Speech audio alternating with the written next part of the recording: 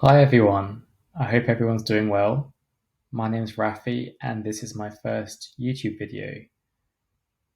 Today I'm going to talk about something I call onion theory, and this is a theory of mine, so it's not really based on any science, but I think you will appreciate the logic in it because science is concerned with experimental evidence and logic is concerned with being inductive and deductive, and both have their uses. But anyway, onion theory is a theory of personalities and people, and specifically how to interact with yourself as a personality and others as a personality. And interacting with yourself and others accounts for a large amount of life. So, understanding this theory should hopefully help you with a large amount of life. So, with that said, let's dive in. So, one of the most important things in life, surely, is the ability to perceive the world around you. Now, when we are born and when we come into life, you can almost think of ourselves as a floating core. This circle represents ourselves as a person. It's a pure circle.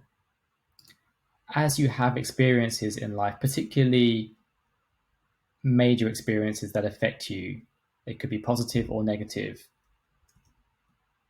you generate these layers, these experiences that reside in your personality that affect you and stay with you inside yourself. And these layers, you know, more and more layers get added to yourself as you have more experiences.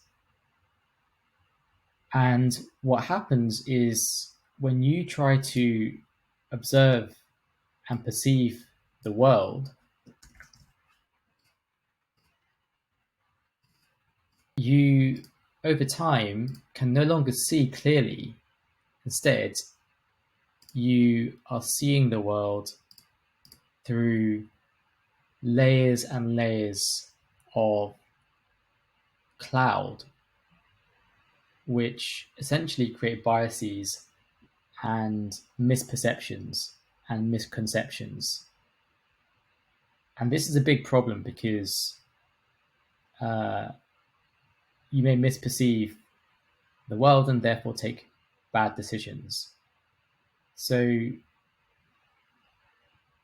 examples could be making a business decision where you could be someone who's just really risk averse based on um, past experiences outside of work where you've been hurt taking risks, and therefore you may make the wrong business decision. Another example is in relationships, where you may suffer from lack of trust, and your relationships typically break down because of that.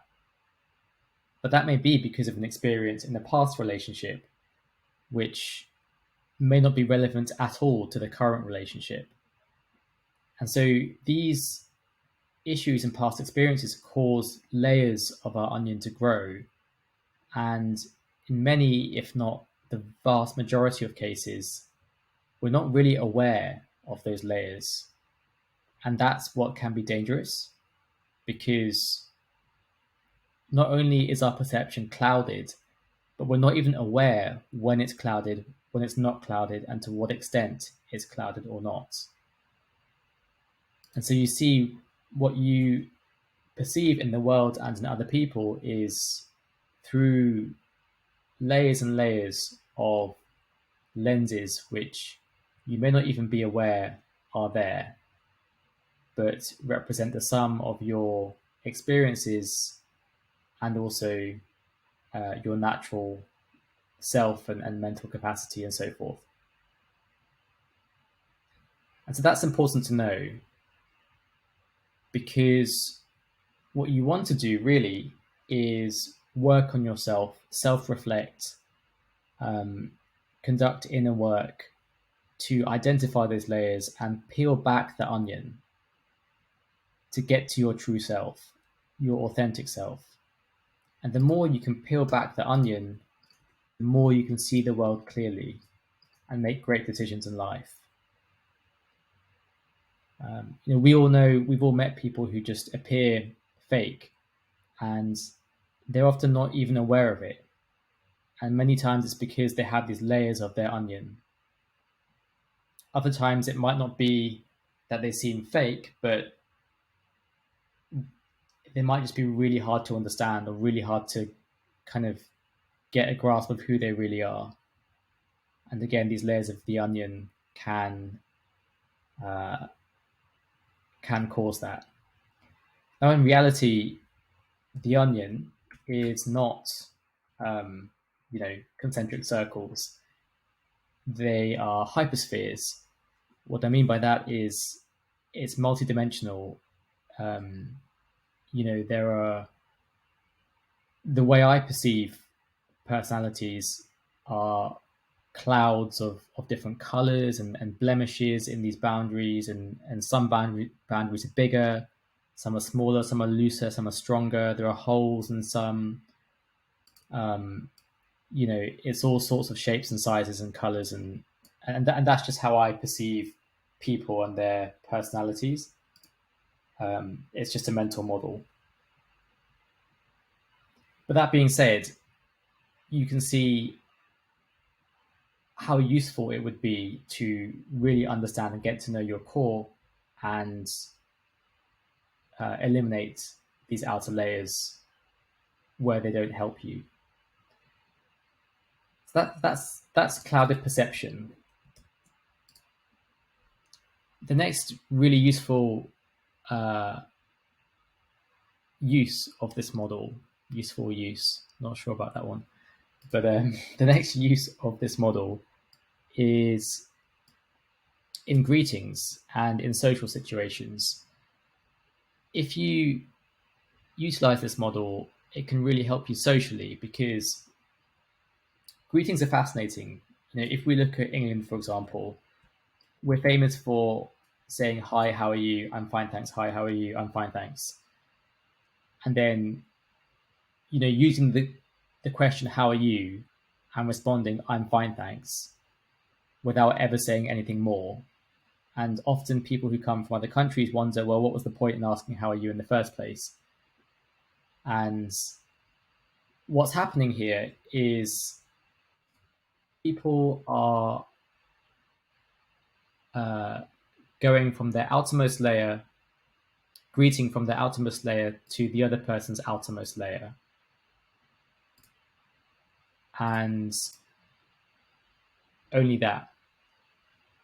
And in England, at least, there's nothing wrong with that, I believe. It's just a way to make that initial connection.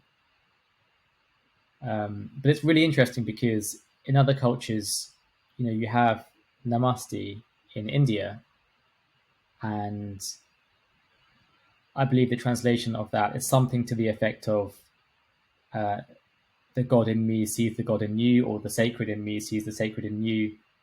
I think the etymology is not completely clear, but that's a common interpretation. And it's actually really cool, because what they're kind of saying is the God in me, the core of me, my true self, sees your true self. And that's such an amazing greeting when you think about it that way. And I just love that. I wish that everyone greeted each other in that way, knowing the true meaning of that, or at least this interpretation of the meaning. Because you're almost blessing each other's core. At the same time, sometimes when you meet a stranger, it's better or somehow safer to start at the outer layer. So that's greetings. Now, if we take this a step further, this model gives us a method to have great conversation. Now, we've all met that person who gets really friendly too early and asks personal questions, lots of personal questions, probably too early in the relationship. And what they're doing is they are starting from one of their outer layers and going directly to your innermost layer, and that often feels like an intrusion. If they start asking you questions about your personal relationships in a work situation, maybe that could be too far, depending on your work and the nature of the people. But that's kind of a model for bad conversation. So what does good conversation look like? This is really interesting to me because I think, to me, great conversation starts typically at the outermost layer, and you will gradually peel back each other's layers at a rhythmic pace. So in the first instance, this person might peel back this layer. Peel back the first layer. And then the next person should ideally ask questions that go to the same level. And then this person might ask another question that goes to the next level deeper, and so on and so forth. And what you get is this almost rhythmic dance where each person peels back each other's layers alternately at the same pace. And that's what I call great conversation. Another version of bad conversation is where one person is doing all of the peeling, say asking all of the questions, and the other person's doing all of the answering, just talking about themselves the whole time. That's also not what you want. What you want is alternating peeling back of the layers, which have a kind of rhythm to it in terms of the time that you each spend on talking about yourselves and the other person. So this provides a model for great conversation because in the end, you want to get to each other's core. And that's what people call a deep conversation.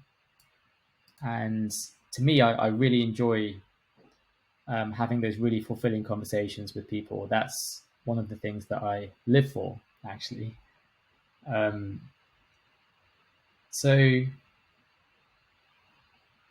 yeah, I'm curious if other people view conversation like this, or if people have thought about it like this. Let me know in the comments and I'll respond there. Or is this just something that's in my head, as with many things in my head? But hopefully you can see the utility in this model anyway. So that's great conversation.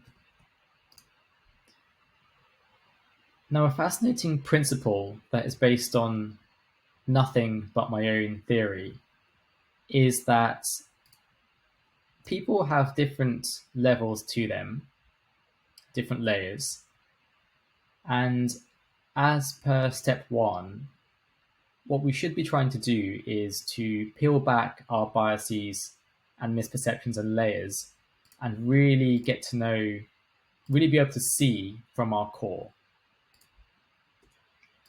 What you want to be is a kind of floating core. In fact, this reminds me of one other point which I'll just add.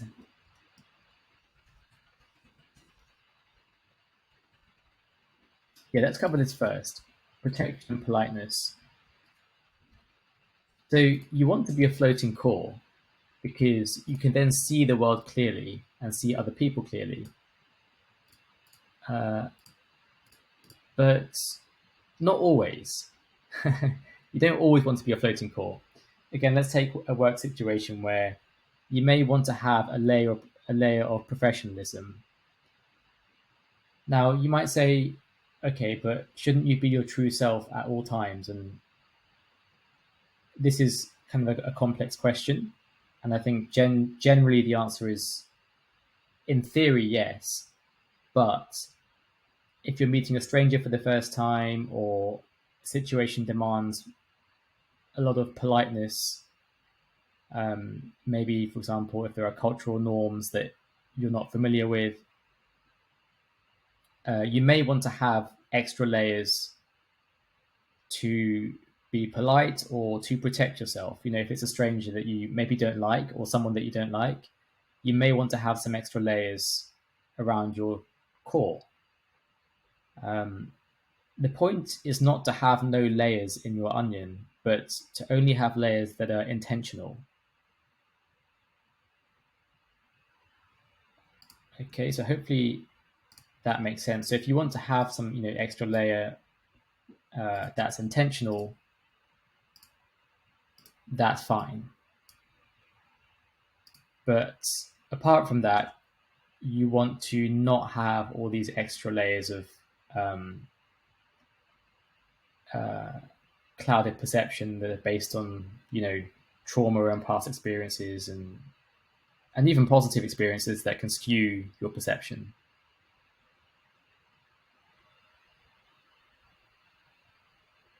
So that's protection and politeness. Now, this fifth one's really interesting because, I was about to say earlier, this is based on nothing but my own theory. And what I was going to say is, if you can get to this true core, and this takes years and years of inner work, self-reflection, meditation, therapy, and just understanding who you are and what contributes to your personality vehicle. But let's just say that you're able to get to this core. And I'm not saying that I'm this perfect core either, but if you were able to be this core, what I believe is that you can directly contact another person's core. Or if we put it another way, people's layers, or people can contact the layers of the other person based on the depth of the layer that you can access. Does that make sense? So if you have done your inner work and can access your penultimate layer deep, layer 2, so you've done all this work to remove all your layers and you're at layer 2 now, you can access another person's layer 2 just like that, really easily. And that's a fascinating theory because this gives you the ability to understand people much faster, much deeper, and much better than someone with loads of layers who doesn't see clearly. And I said this is my own personal theory based on nothing, but it's logical if you think about it, because the more layers you have, the worse your perception. Simply because you have more biases, you don't see the world for what it really is, but through your own many lenses of experiences and biases. But if you have less of that, you can, in theory, see more clearly. And so what this will enable you to do is to really understand people and have deep conversations really quickly, if you so choose to. Have you ever met someone who, when you look into their eyes, or when they look into your eyes, it feels like they're staring into your soul. These people are often people who are very close to their core because they are staring into your core. And these people often make great charismatic leaders because they can inspire people, because they can reach people's cores and touch them in an emotional and deep way that can really affect someone. So getting to your own core will give you, if you subscribe to this theory, will give you a great ability to affect people and to understand people. And I found as the more I've worked on myself and understood myself, the more I can understand others. And this has really improved my ability to make relationships. And even in business meetings, that level of empathy can really help understand someone. And I believe it also helps to be able to tell, if someone's lying to you and so forth. So it's a great tool. The last thing I want to mention then is just briefly on politics and security. All I wanted to say here is, unfortunately, in my opinion, well, not in my opinion, according to historians, so many wars have been created just because of miscommunication.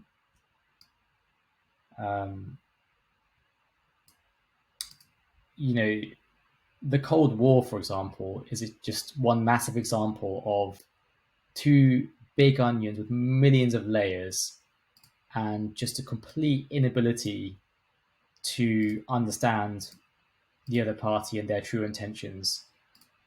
Just complete haywire as to the communication between these two entities. And that's what you get today in international politics and international security and order. And yeah, unfortunately, to go on a small tangent, in the proverbial West, I really dislike the term West because it's collective and generalist. But nonetheless, when we don't understand other countries, we tend to brand them as in certain ways. For example, Putin is branded as crazy and nonsensical and irrational, but that's probably not the case. It's probably that we just have no idea about the deeper layers of his onion. Terrorism is another example. Are these people just crazy and irrational, just wanting to attack and cause terror, or do they have actual rational in their heads? Do they have actual reasons? And probably in their heads they have some reasons. It's not just completely random. Most likely years of ancestral hatred based on the amount of hundreds of thousands of civilians that we killed in their country over the years. But anyway, I digress. The point is, for international politics, the order of the day should be to peel back the layers of the onion and try to really understand and empathize with other countries and their leaders and their cultures. And branding leaders as crazy, irrational, and whatnot is just really unhelpful, and frankly represents both ignorance and arrogance on our part, in my opinion. But once again, I digress too far. So that's all I wanted to say today on the onion theory. I don't know if you like onions. I personally find them to be fantastic ingredients in food, but also a pain to chop. and I have solved this problem through both mechanical and electric choppers and blenders. That was really unnecessary to say, but I said it anyway. Okay, I think it's time to end this video, but hopefully you enjoyed it. I would be very interested if you would let me know in the comments below if this was interesting, if this was boring, if this was just random and weird.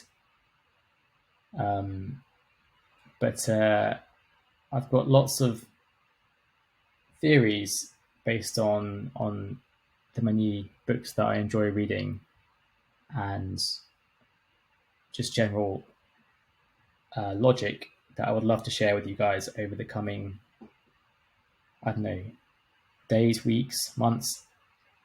So stay tuned, and I'll see you next time. Have a lovely day.